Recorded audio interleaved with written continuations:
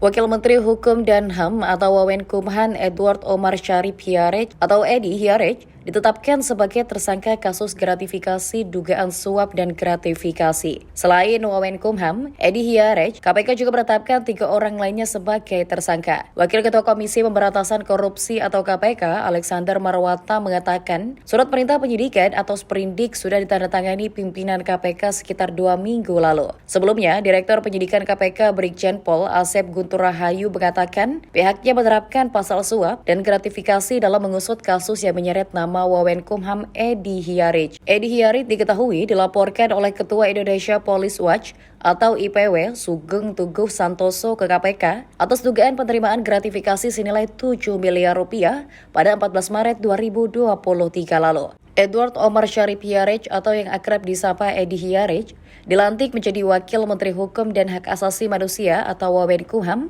pada 23 Desember 2020.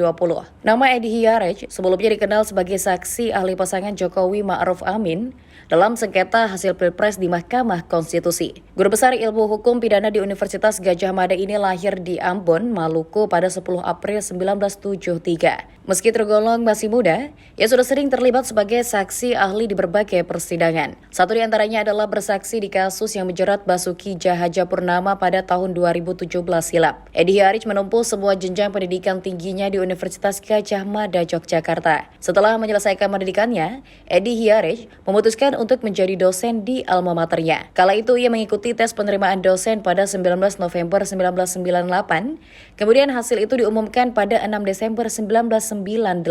Maka per hari tersebut, Edi Hiarej aktif sebagai asisten sampai SK pengangkatannya sebagai dosen terbit pada 1 Maret 1999.